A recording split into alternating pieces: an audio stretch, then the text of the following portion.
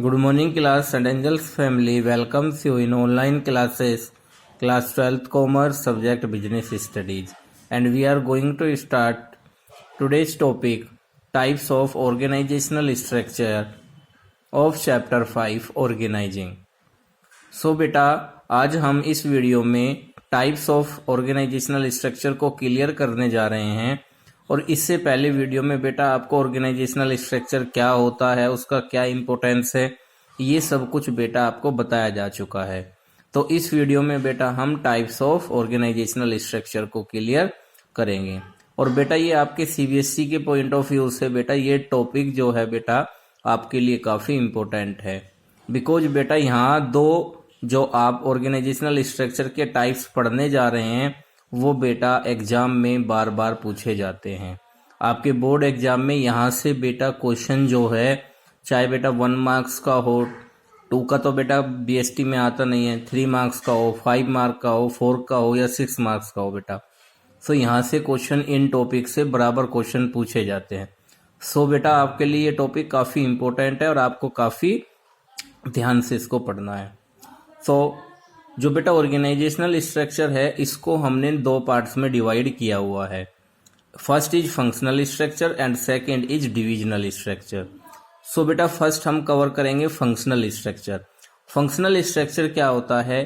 देखिए बेटा एक ऐसा ऑर्गेनाइजेशनल स्ट्रक्चर जिसके अंदर जो फर्म है वो डिवाइड की जाती है जॉब्स के आधार पर, वर्क के आधार पर, फंक्शंस के आधार पर। सो बेटा उस स्ट्रक्चर को हम ऑर्गेनाइजेशनल स्ट्रक्चर कहते हैं। इसमें बेटा होता क्या है कि हम फर्स्ट क्या करते हैं कि जो एक्टिविटीज होती हैं उनको लिस्ट करते हैं, और जो बेटा सिमिलर एक्टिविटीज होती है जिनका नेचर सिमिलर होता है, सिमिलर नेचर की एक्टिविटीज को मिलाकर एक डिपार्टमेंट बनाते हैं, और इसी तरीके से जो अदर सिमिलर एक्टिविटीज होगी उनको मिलाकर डिपार्टमेंट बनाया जाता है। सो बेटा इसमें डिपार्टमेंट बनाते वक्त ये भी ध्यान में रखा जाता है कि जो हमारा वर्क है, जो हमारा टोटल जो बेटा हमारा जो वर्क है वो एफिशिएंट एंड इफेक्टिव मैनर में किया जाए। सो बेटा आप इसे एग्जाम इसमें भी देख सकते हैं, ये स्ट्रक्चर बना हुआ है फंक्शनल स्ट्रक्चर। सबसे पहले क्या होता है कि जो बोर्ड ऑफ डायरेक्टर्स है, फिर उसके अंडर में बेटा मैनेजिंग डायरेक्टर है, और फिर बेटा सिमिलर नेचर की एक्टिविटीज को मिला के डिपार्टमेंट बनाए गए हैं। सो बेटा यहाँ पर जो डिपार्टमेंटलाइजेशन किया जाता है वो फंक्शंस के आधार पर किया जाता है। जो सिमिलर नेचर की जो एक्टिविटीज होती है उनको मिलाकर बेटा एक डिपार्टमेंट बनाया जाता है। जैसे आप एग्जाम्पल में देख सकते हैं बेटा, जैसे प्रोसेसिंग, रॉ मटेरियल की प्रोसेसिंग करना, क्वालिटी कंट्रोल करना और रिपेयर मेंटेनेंस, ये सिमिलर एक्टिविटीज हैं जिनको कंबाइंड करके बेटा प्रोडक्शन डिपार्टमेंट बनाया गया है। उसी प्रकार रिसर्च, कस्टमर सर्विस, सेल्स और एडवर्टाइजिंग, ये सिमिलर एक्टिविटीज हैं, सिमिलर नेचर की एक्टिविटीज है जिनको मिलाकर एक डिपार्टमेंट बनाया गया है, मार्केटिंग डिपार्टमेंट। उसी प्रकार बेटा कैपिटल स्ट्रक्चर, फाइनेंस, प्लानिंग, ये सब एक सिमिलर नेचर एक्टिविटीज हो गई जिनको मिला के फाइनेंस डिपार्टमेंट बनाया गया है। रॉ मटेरियल को परचेज करना, इनपुट का रिकॉर्ड, मशीनरी का रिकॉर्ड मेंटेन करना, टोटल परचेज जो है उसका रिकॉर्ड मेंटेन करना, ये ऐसी एक्टिविटीज है जिनके लिए बेटा परचेज डिपार्टमेंट बनाया जाता है। सो बेटा आपको स्ट्रक्चर का जो ग्राफ है उसको देखने से क्लियर हो गया होगा कि यहाँ पर जो स्ट्रक्चर होता है फंक्शनल के अंदर, वो फंक्शंस के आधार पर होता है, वो जॉब्स के आधार पर होता है। सिमिलर नेचर की जॉब्स जो है बेटा वो ग्रुप्ड की जाती है और ग्रुप्ड कर कर बेटा उनको एक डिपार्टमेंट बनाया जाता है। और बेटा इसमें होता क्या है कि वो जो एक्टिविटीज हैं उसकी जो रेस्पॉन्सिबिलिटी है परफॉर्म करने की केवल उन्हीं एम्प्लॉइज को दी जाती है जिनमें वो एक्सपर्ट होते हैं। सो इससे बेटा स्पेशलाइजेशन फर्म के अंदर आता है।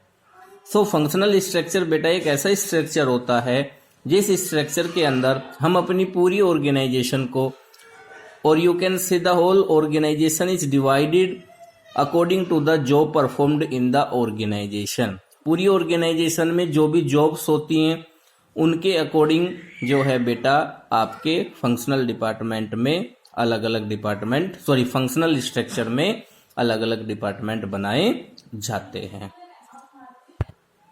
Now our next point is बेटा advantages of functional structure.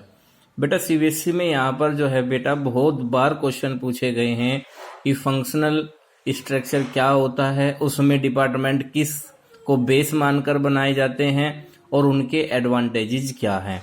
So बेटा ये तो आपको क्लियर हो गया कि जो फंक्शनल डिपार्टमेंटलाइजेशन जो होता है, जो डिपार्टमेंट बनाए जाते हैं, फंक्शनल जो स्ट्रक्चर है उसमें जॉब्स और फंक्शंस को आधार मानकर जो है बेटा हम पूरी ऑर्गेनाइजेशन को अलग अलग लेवल पर डिवाइड करते हैं। सो बेटा इसके एडवांटेजेस क्या हैं, हमें इसके फायदे क्या होंगे, एक फर्म को, एक ऑर्गेनाइजेशन को इसके फायदे क्या होंगे, एडवांटेज क्या होगा, लाभ क्या होगा इसका बेटा। सो फर्स्ट है स्पेशलाइजेशन। देखिए बेटा जब भी जो जॉब्स हैं, कोई भी कार्य बेटा जब एम्प्लॉइज को दिया जाता है परफॉर्म करने के लिए, सो बेटा उसकी क्वालिटी का और उसकी स्किल का ध्यान में रखा जाता है, उसकी कैपेसिटी का ध्यान में रखा जाता है। इट मीन्स बेटा उस बंदे को, उस एम्प्लॉइज को वही वर्क दिया जाता है जो जिस वर्क को बेटर तरीके से परफॉर्म कर सकता है, जिसमें उनका खुद का इंटरेस्ट है। और चूंकि बेटा इसमें क्या होता है कि जो वर्क है उसको आपको रिपोर्ट भी करना होगा अपने डिपार्टमेंटल हेड्स के पास, तो इसलिए जो वर्क है बेटा वो स्पेशलाइज्ड होता है और जिससे कि पूरी फर्म के अंदर स्पेशलाइजेशन आता है, मीन्स विशिष्टता आती है। देखिए जब आपकी पूरी ऑर्गेनाइजेशन और उसके अंदर परफॉर्म की जाने वाली हर एक एक्टिविटी आप बेटर तरीके से डिवाइड करते हैं, आप बेटर तरीके से जो है उनका कोऑर्डिनेशन मेंटेन करते हैं, तो बेटा उसका रिजल्ट स्पेशलाइजेशन होगा। इट मीन्स आपकी फर्म में जो भी एक्टिविटीज होंगी वो स्पेशल होगी, वो दूसरी फर्म के अंदर नहीं होगी, क्योंकि आपने सिमिलर नेचर की हर एक्टिविटीज के लिए डिपार्टमेंट बनाया है। तो बेटा एक कॉमन क्वेश्चन पूछ लिया जाता है, सीबीएसई में कई बार पूछा गया है कि जो फंक्शनल स्ट्रक्चर है इसमें कैसा स्पेशलाइजेशन होता है। तो बेटा यहाँ पर है वर्क का स्पेशलाइजेशन, क्योंकि वर्क के अकॉर्डिंग जो है डिपार्टमेंट बनाए गए हैं, पूरी ऑर्गेनाइजेशन को बांटा गया है। सो इसलिए बेटा यहाँ पर वर्क स्पेशलाइजेशन और you can say job specialisation पाया जाता है। Next point is easy supervision. देखिए बेटा सुपरविजन का मतलब क्या होता है, ध्यान रखना, देखना। देखो बेटा सुपरविजन भी दो वर्ड से मिलकर बना होता है, one is super, another one is vision. Super का मतलब होता है बेटा over and above, if it means बेटा आपके ऊपर प्रॉपर जो है आपको ऑब्जर्व किया जाएगा, ऑब्जर्वर के द्वारा बेटा, सुपरवाइजर के द्वारा।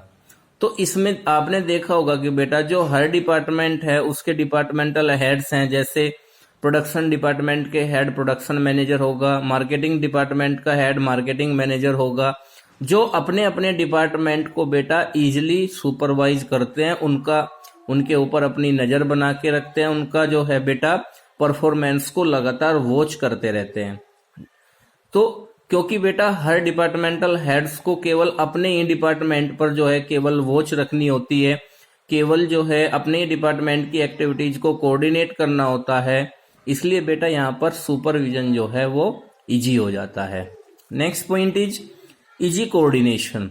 देखिए बेटा डिपार्टमेंट भले ही हमने मार्केटिंग डिपार्टमेंट, सेल्स डिपार्टमेंट और यू कैन से परचेज डिपार्टमेंट बनाए हो, लेकिन बेटा हर डिपार्टमेंट की जो फंक्शनिंग है वो दूसरे पर डिपेंड करती है। प्रोडक्शन डिपार्टमेंट की जो फंक्शनिंग होगी बेटा वो परचेज डिपार्टमेंट पर डिपेंड करेगी, क्योंकि यदि परचेज डिपार्टमेंट रॉ मटेरियल को समय से परचेज नहीं करेगा तो प्रोडक्शन डिपार्टमेंट कैसे उस गुड्स का प्रोडक्शन करेगा। सो बेटा इसलिए जो है यहाँ पर एक बेटर कोऑर्डिनेशन मेंटेन करने पर फोकस किया जाता है, जिससे कि पूरी ऑर्गेनाइजेशन में एफिशिएंट और इफेक्टिव तरीके से वर्क किया जाए। Next point is it helps in increasing managerial efficiency. देखिए बेटा जो डिपार्टमेंटल हेड्स होते हैं, जैसे प्रोडक्शन डिपार्टमेंट का हेड प्रोडक्शन मैनेजर होगा, परचेज डिपार्टमेंट के हेड जो हैं वो परचेज मैनेजर होगा, और आपके जो मार्केटिंग डिपार्टमेंट है उसका हेड मार्केटिंग मैनेजर होगा। सो बेटा इन मैनेजर्स को जो है पावर दी जाती है, इनको बेटा अथॉरिटी दी जाती है अपने डिपार्टमेंट को कंट्रोल और ऑब्जर्व करने की। सो बेटा यहाँ पर होता क्या है कि ये अपनी डिफरेंट टैक्टिक्स, अपने डिफरेंट प्रिंसिपल्स को अपना के अपनी जो एफिशिएंसी है बेटा उसको जज कर सकते हैं और अपनी एफिशिएंसी को इंक्रीज कर सकते हैं। इसी के साथ साथ बेटा जो इनके असिस्टेंट होते हैं या लोअर लेवल जो मैनेजर्स होते हैं वो भी अपनी स्किल्स को इजिली जो है बेटा अप्लाई कर सकते हैं, because they have the full power of their departments. So it helps in increasing the managerial efficiency. Next है बेटा इफेक्टिव ट्रेनिंग। देखिए बेटा इसमें होता क्या है कि कोई भी एम्प्लॉय जो होता है उसको उसी डिपार्टमेंट के अंदर रखा जाता है जिस कार्य को वो बेटर तरीके से कर सकता है। कोई बंदा बेटा उसकी स्किल अच्छी है, उसकी कम्युनिकेशन स्किल अच्छी है और फील्ड वर्क करना जानता है, तो बेटा हम उसको सेल्स डिपार्टमेंट के अंदर रखेंगे और उसको और बेटर ट्रेनिंग देंगे जिससे कि उसकी एफिशिएंसी को और ज्यादा बेटा इंक्रीज किया जाए। और ट्रेनिंग देना आसान भी है क्योंकि इसमें एम्प्लॉइज जो भी पार्टिकुलर जो डिपार्टमेंट्स है उसमें लाई करेगा उसको केवल उसी की ही ट्रेनिंग दी जाएगी। जैसे बेटा आप देख सकते हैं कि यदि प्रोडक्शन डिपार्टमेंट के अंदर एम्प्लॉइज होंगे तो उनको प्रोडक्शन से रिलेटेड ट्रेनिंग दी जाएगी। जो सेल्स डिपार्टमेंट के अंडर में वर्क करेंगे एम्प्लॉइज उनको बेटा सेल्स की जो है ट्रेनिंग दी जाएगी। सो इससे क्या है कि ट्रेनिंग देना आसान होता है, इफेक्टिव होता है, क्योंकि हमें एम्प्लॉइज को जो ट्रेनिंग देनी है वो डिपार्टमेंट वाइज देनी है। इट मीन्स जो जैसे डिपार्टमेंट में एम्प्लॉइज वर्क करेगा उसको बेटा वैसी ही ट्रेनिंग दी जाएगी। इससे क्या होता है कि हमारी जो ट्रेनिंग होती है वो इफेक्टिव हो जाती है। सो इन दिस वीडियो बेटा we have covered functional structure and its advantages. In next video we will cover its disadvantage. Till then take care, thank you.